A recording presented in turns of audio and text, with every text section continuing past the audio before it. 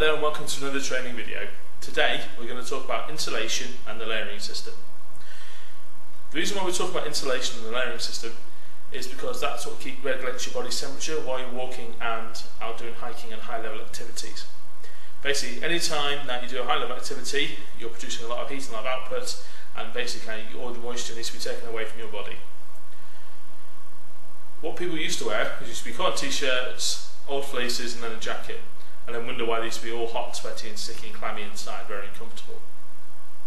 As technology has gone on, we have evolved what we now call our layering system. So you have your base layer, your mid layer and your outer layer. I'll go through these in detail in a moment. Base layers are basically kind of tech tees or this sort of material. The sort of material we use is called high active. And what it is, I've quite simplified it quite down, is hollow tubing wrapped around with this fabric on the outside. Now the hollow tubing helps move the moisture away from your skin through the tubes and out of the garment. Obviously this is not an exact size, but just to demonstrate how they work and how it looks like. But not to worry, if you can't see it properly, I will be taking still shots and they'll be towards the end in the appendix. This kind of technology taken on forward helped men and women when they're walking to feel a lot more comfortable because that moisture was moving away from their skin. It wasn't without faults. The first lot of this kind of moisture colour polypropylene tubes invented by a company called Helen Hansen and had the nickname stigma called Smelly Helly. Unfortunately, because when they first designed them, they were just tubes, so the moisture sometimes wouldn't get out, so they kind of stay in the tubes and get quite smelly. As technology has gone on, we've actually created our tubes and coated them with antibacterial lining, so as the moisture gets through, bacteria can't get settled in there and it is moved out to the outside of the base layer. A base layer can be worn for about 3-4 days in a row before it will start to smell. There are other fabrics out there such as merino wool, which is very fine and like the normal coarse wool we have in Britain. Merino wool is grown only in New Zealand, and that wool is so fine that nothing can stick to it. So as it moves on, it takes the moisture away. I think the record for non-stop for a merino wool is about 100 days, if that's what we like to do. Okay, let's move on to the layering system. When it comes to the layering system, your base layers, or what's next to your skin, are probably one of the most important because they're going to be the ones that are taking that moisture away. We have two types. We have short sleeve and long sleeve, and we have one with a zip and one with a round neck. The one with the round neck is quite good. That'll probably be worn for cold weather because it's kind of nice and you want to keep all the warmth to yourself. The one with the zip is probably better for cooler weather, for hotter weather, when you see safe school. With the zip you can open it off and you can vent out. So next to your skin, as the moisture comes off, it basically gets moved into the base layer and then gets pumped into the next layer. So another part of the base layer system is a microfleece. This is just our classic 100 weight microfleece. Same on that side. I've used different colours to highlight the actual layering system, how it works. So on a warm day, you'd have your base layer and then I'd do microfleece. And if it's a day like today where it's nice and kind of cool, nice and warm outside, wind's picking up a bit, not too bad, and there's no sign of rain, you could probably get away walking with that because you've got a bit of run resistance from the fleece and that's nicely next to your skin, so all the moisture will come out and disperse into the air. If it starts to get a bit cooler, or if you want something a bit extra, what you then can do with the gilet on top, so get that way, gilet on top, will then kind of keep all the heat in, so keep your body nice and warm, but allow, because there's no sleeves, allow any excess heat to come through the sleeves and actually come through the body. You can get windstopper ones of these, and I'll come on to that in a moment. Now as you're walking and it's getting a bit warm, you then top up with a kind of a mid-weight fleece from outer fleece. This fleece is different to the micro fleece. It's a bit thicker and the way it's made is different as well.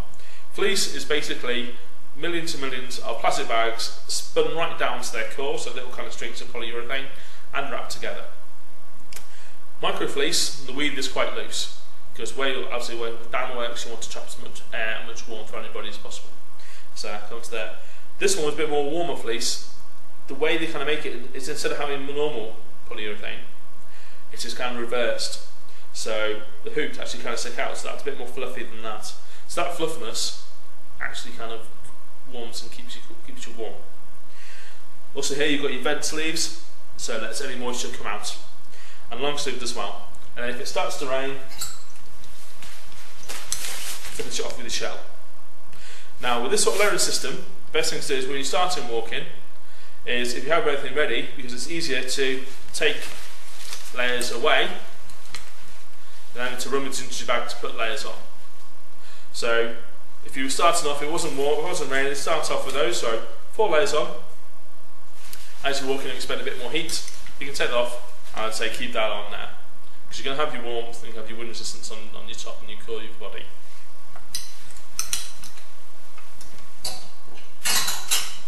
Now we move on to the layering system for warm, so we need to be warm in colder conditions. So once again, you would have your base layer, you go with the micro fleece. If it's a cool day, but it's not raining, and you are expelling a lot of heat as you're walking, what you could probably get away with is wearing a gilet, obviously with a windstopper. Windstopper is a material, as it says, that stops wind. It's a membrane, so as the wind hits it, it blocks and bounces away. The thing is, this jacket is not all windstopper. As you can see, there's different panels on the side. If your jacket was all completely windstopper, it wouldn't allow any moisture or any heat to escape. So you'll be cooking like a nice little sausage inside your windstopper. So having this here, so you've got your base layer to move your moisture into your micro fleece, and that come across, so that nice compact around your core of your body, and allow all the moisture to escape from the side and away. If it starts to get really cold, move on to your midweight fleece. So your midweight fleece, once again, arms are covered, area for excess moisture to go. If you're walking in kind of winter time and there's a bit of snow on the ground, but it's not that cold and it's not that wet, another way to keep warm is to go with a down gilet or a down jacket. Down is a fantastic insulation piece. Basically down fibres, and you can get synthetic fibres as well, Primaloft, trap all the air. And the way they work is they work like a web, so as the heat comes out, they kind of trap the air and keep it close to your body. So having those on there, it may look a bit big, but when you're walking in the minus, I think it's minus 42 in Finland, this is what kept me warm, the layering system. So this micro fleece, so you get your micro fleece, your gilet, your warm fleece, and then your down gilet to compress all the warmth. And then if it does get wet, you've then got your shell on the top.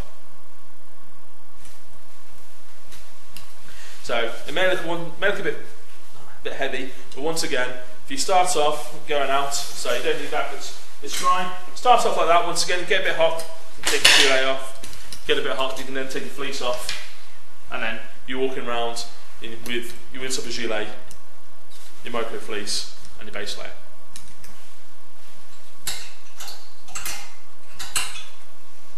So insulation is really, so we've learned we've got the base layers, which are next to your skin. You've got your mid layers, which kind of trap the warmth, and then you've got your outer shell. The same with the coolness. So base layers, mid layers, shell.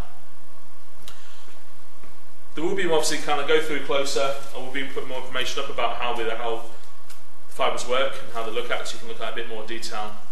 Once again, if you need to rerun this video, please do. If you have any other questions, please come and see one of the management team or use the manuals that are in the office. Thank you, take care.